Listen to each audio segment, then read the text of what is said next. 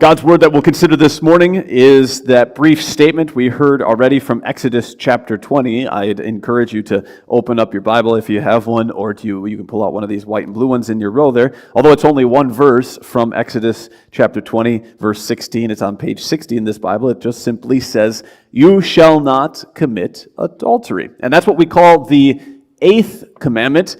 Here we are taking a study, taking a walk through the commandment, and particularly the second half of the commandments. We've done the fourth, the sixth, the seventh, and the eighth the last couple weeks now. And next week we'll take the fifth commandment to wrap it up. So what's the eighth commandment about? What's the eighth commandment about? Truth, right? Lies, people's reputation, often we say. It's about telling the truth about other people. What's the eighth commandment say? You can say this with me. You shall not give false testimony against your neighbor.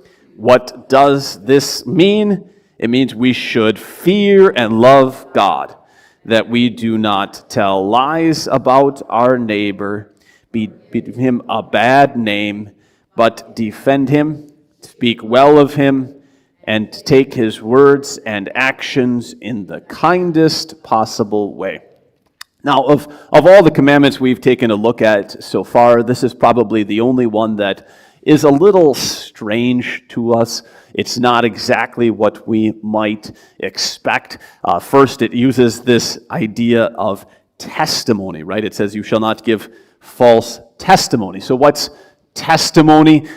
In case maybe some of us are younger, we're not quite as clear on this. Testimony is formal statement that's entered in as evidence in a discussion or an analysis, an assessment of an action, right? So testimony is some kind of a formal statement. If you are going to become part of a Christian church, you are generally asked to give testimony. It is your verbal statement that you are a genuine believer, and you're entering your statement as evidence that you are a Christian. We commonly use statements, testimonies in courts of law. You enter eyewitness testimony regarding what you saw. We also use state evidence or testimony, though, in lots of other situations. When your boss asks for a meeting and he says, "Hey, did you get that task done?" "I saw Pete do it. He got it done." Okay, you've now entered testimony regarding what happened.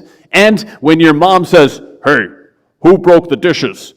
and you say, "I did it," you've now entered testimony regarding the facts of the situation. So, testimony is anytime we give a formal statement, right? A formal statement in something of a formal situation about a matter that has taken place. And this command says, well, don't give false testimony. So true testimony is encouraged. What's not encouraged or what's not allowed is false testimony. Now, that also has to be clarified. It's black and white. You see that? It's either true or false. It doesn't say don't give misleading testimony. It also says don't give perjury. Those are other kinds of, maybe we would call them lies. They would be subcategories, specific kinds of false testimony. This is a blanket statement. Don't give false testimony. And so this covers everything from saying things like, Bob can't be part of this team because Bob got arrested for a DUI, but that's not true. If Bob did not get arrested for a DUI and you say Bob can't be part of the team because he got arrested for a DUI, you have now just made a false testimony against Bob. Okay? You broke the eighth commandment.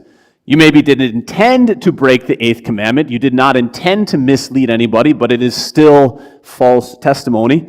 And it covers everything from that up to Abraham telling his wife Sarah, well, tell everybody that you're my sister, and intentionally misleading the Egyptians so that he did not get in trouble, right?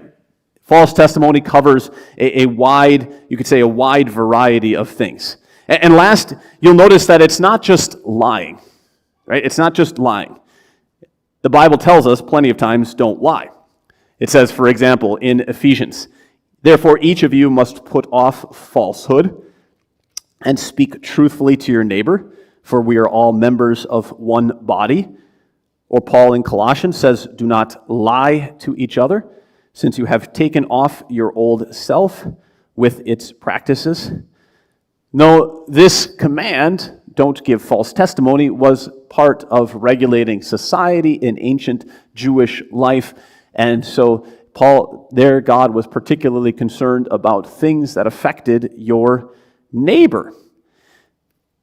Now, false testimony, it was also not only something that affected your neighbor, right, but it was a very particular thing, something that could come in, as we said, any kind of situation from Abraham denying knowing his wife Sarah, all the way to Peter denying knowing Jesus. So how are we doing on this? How do we do on telling the truth, especially about others? Well, actually, research suggests that, for the most part, we're really not that awful at this. Here's Christian B. Miller, a professor, summarizes the current evidence regarding just lying in general, and he says, lying seems to happen rarely for many people, even towards strangers, and even via social media and texting. Where people need to be especially discerning, though, is in identifying and avoiding the small number of rampant liars out there. If you're one of them yourself, maybe you never realized that you're actually in a small minority. There's a wide variety of evidence regarding lying, and more even specifically, lying about other people. But the evidence suggests, in general, although most people lie a little bit of the time, most of us do not lie most of the time. Now, you might feel like that's not at all true. You might feel like you live in a world of lies and a fake card house. Everything is a facade. The research would suggest that that's probably because we spend too much time watching TV and watching social media and listening to what various pundits and experts say, and you can't discern out of there the truth from the lies. Rather, when you talk to people, though, day to day, family and member to family, or friend and coworker, you'll find that most people don't lie most of the time. However, here's the caveat to that. The question comes, how well do we really know ourselves and others to actually make true statements about reality?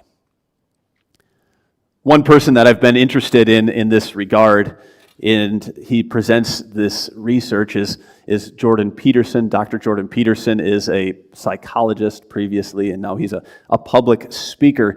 And he even gives his own testimony regarding the weakness, the inability that we all have to accurately give true testimony about ourselves and about other people. And he admits it, and he says this is just from his own verbiage. He says, I found myself at one point subject to some rather violent compulsions, none of which I acted upon. And so I got the conviction in consequence that I really knew rather little about who I was and what I was up to. And I began paying much closer attention to what I was doing and saying. The experience was very disconcerting, to say the least. I soon divided myself into two parts, one that spoke and one more detached, that paid attention and judged. I soon came to realize that almost everything I said was untrue. I had motives for saying these things. I wanted to win arguments and gain status. And I wanted to impress people and get what I wanted. I was using language to bend and twist the world into delivering what I thought was necessary. But I was a fake. That was some pretty damning statement the first time I read that. It caused me to do what he did a little bit in my life, detach myself from my day-to-day existence and observe what I was saying. Would you say it's true? Do you find yourself constantly saying things that aren't true about yourself and others? Because as he says, you want to win arguments, you want to gain status, you want to impress people, you want to get what you want.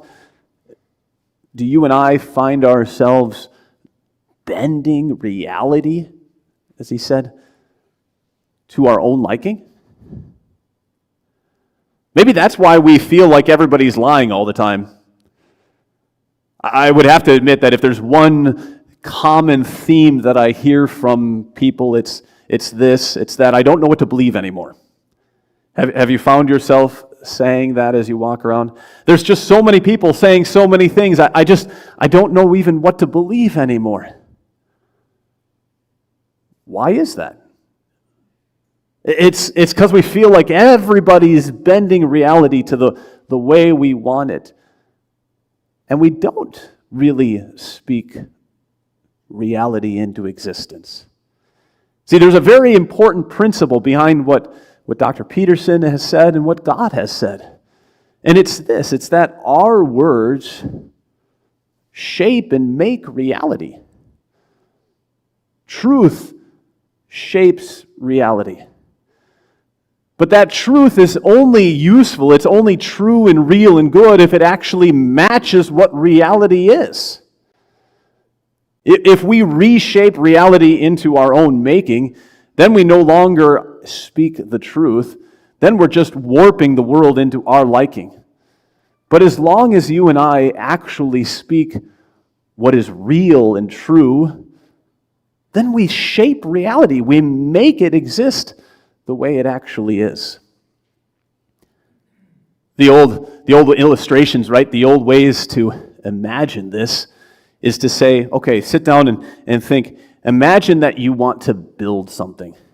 Imagine that you want to build for yourself a house, right? And so you've got this imagination in your head. You say, oh, here's what I think my house should look like. Up above here, you've got this image floating around in your head that says, here's my house. It's going to be a nice, stick, straight house. Everything is going to line up perfectly. The floors will be flat, and then the roof will tilt down, and it won't be buckled. It'll be just a really nice, neat house. Right? But then you go around and you tell the contractors, you tell your subcontractors, the electrical contractor, and you tell the plumber, and you tell the concrete man, and you tell the guy who's putting up your walls for you, tell all these guys, okay, here's what I want my house to look like. And you aren't clear with your language. You're not specific. Your words don't quite match this image that you have in your mind. You tell them, I want a house with 4 walls and a roof, and I want floor in it. And they build you a mud hut, and the whole thing is leaning to the side. And you say, that's what I got for $200,000? And they say, yeah, haven't you looked at prices lately? That's what you get for $200,000 these days. Right? No, but they have proven to you that because your words were not clearly matching the reality that you had in your mind, then they shaped reality to the way they saw it. Now that's a silly example. But the Bible points out for you and I that it goes far deeper than that our words really do make the world into what it is, and unless they actually match what is real and true, the things that God has created and set into the world, then we will inevitably corrupt and ruin and destroy this world. And in fact, this example from Dr. Peterson, he goes on and he says, really, when we don't tell the truth, we ruin the world in 4 ways. We end up ruining the whole world itself. We build a world that's not real. We ruin ourselves because we don't put an accurate picture of ourselves into this world. We ruin others, but he misses one. He misses one. Because the eighth commandment not only wants you and I to tell the truth about ourselves, it wants us to tell the truth about God. You know, if there's one thing that scares me and intimidates me about preaching and pastoring, the most important part is to tell the truth about God. What if God thinks I'm lying about him? This is why it's so important for you and I to know the truth. What if you and I believe a lie about God, and then you spread that lie to others? What do you think God thinks about that? What do you think Jesus feels about that? Isn't that why it's so remarkable what happens as Jesus stands trial? Pilate asks Jesus, "Are you a king?" And Jesus responds back to him and says, "Well, that's what you said. That's what you're saying today." Jesus says, "I have come into this world really to testify to the truth." And everybody on the side of truth listens to me. To which Pilate says, "What? What is truth?" Pilate has come to believe the devil's great lie that you and I can never know the truth. But we can look at Jesus and say, you know, there is a true and real picture of what is eternal and what is good and what is real. You and I, we can envision whatever we think lasts forever in our minds. We can envision that perfect house. We can envision that perfect marriage, whatever we want to picture. But Jesus is the one thing that has actually come from another world and brought what is eternally real and true into this world. And he allowed himself to be not only accused of crimes that he didn't commit, but put on a cross and die, so that we could see that the harshest reality of life is that not only is death coming for us all, but every one of us will be judged for making this false world. But he doesn't blame us. He takes that blame. He takes that guilt. He takes all the accusations on himself so that not a single one of us will be held responsible for making up a false world.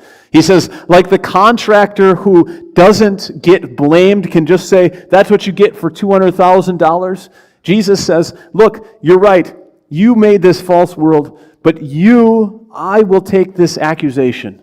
I'll take the blame. This is my cruddy world, and I let it happen this way. I let sin enter into it. I was the one who let these problems sneak into it. I'm the perfect man, and I will take the blame."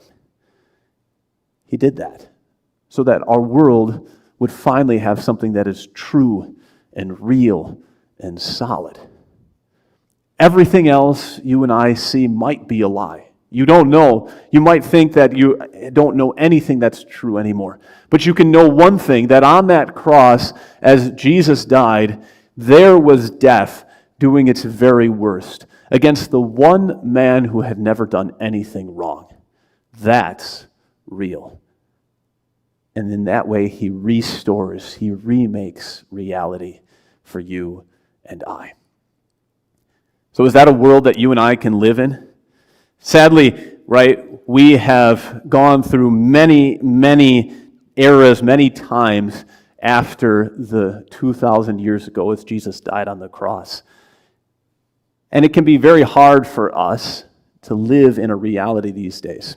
So I appreciate what Paul Wendland, one of our professors, does, as he tries to help us live in a real world now that is not the same scientifically and philosophically and historically as the world 2,000 years ago that Jesus lived in. And that's not to say that the basic fundamentals of life haven't changed, but you and I definitely know that we today think differently. We know lots of things about life that were not part of life 2,000 years ago. Paul Wendland says, all right, you have to think about life or about truth in 5 different moves or 5 different stories. And maybe this is one thing that can help us as we live with the truth today. He says, think that in about the 1500s, we lived with an era we could call biblical realism, and we'll explain in a second what that meant. And from there, we moved into an era of realism and romanticism, and then into a modernist era, and now into a postmodernist era. And after that, the question remains if we can move into something that might resemble what we could call a critical realist era. And so he says, here's maybe some eras that we can move through. Here's the way we could kind of think about this. In the time of biblical realism, and this is a Reformation era, or up through the Reformation era, the Bible is real. And not only the Bible is real, but it is just the Bible that is real. And you can see as Christendom gets built that many people operated with the assumption that beyond the Bible, we don't really know if very much is real. Much of science and math, although it was practiced, was not held in very high regard. There was, after the Reformation era, a strong counter movement, a strong push on that said, wait a second, there's a lot more things in life than just the Bible that are real. Other things are real in this world, and we need to be able to talk about them. And we know about the rise of the Romantic era and the experience or the power of Jane Austen and all of the wonderful romance novels. But that era led rise to a world that said, okay, if we know that things beyond the Bible is real and we have science and math, now we can clearly define and say, this is real. And there was a certainty, there was a dogmatism through the early 1900s up into the era of the Second World War that it exuded, it just flowed from many people's lives. You can read comments and stories about it with this certainty on the way the world works. Thankfully, World War II and the remaking of the world after World War II blew up that certainty so that people began to say, well, wait a second. You know, there are things that we can't touch and we can't feel and we can't see that are real. There might be some kind of a supernatural world out there, or at least there's feelings and things beyond the stuff that we can touch that is real. And so the world became, well, everything is real. Or maybe nothing is real. We're not really sure anymore. We're really unsure about what is real. And that's the era of which, for the most part, the last 30, 40 years, a lot of us have grown up in. If you've lived with this sense of saying, I don't know what's real and true and right anymore, that's because you've lived in what we've called the postmodern age. Now the question comes for us, well, what's next? Is there some place where we can go beyond this incredible skepticism about everything? And some people have suggested, Paul Wendland does this one, to say maybe the next world we could live in would be a world where we could say, well, let's see what's real. That is, there's more than what just meets the eye that is real, but not everything that we dream up is real. We can't remake men and women into robots or monsters or the opposite sex or whatever else. We can't create money out of nowhere. We can't create a world that is structured with the governments that we think randomly are the best thing all of the time. We can't create a world that doesn't have supernatural beings in it and science in it at the same time. We can't make those things up. But not everything that we've imagined is real either. So let's see what is real. Because we have a foundation to start from. We have the foundation of Jesus Christ and the Word that He has left us with. And standing on the cross of Christ in that empty tomb, we know at very least that death and resurrection will be part of this life, and more importantly, the world that is to come. And standing on that foundation, we can really see what is real. So friends, let's obey the eighth commandment. Let's keep the eighth commandment and tell the truth, knowing that we have a foundation that is real.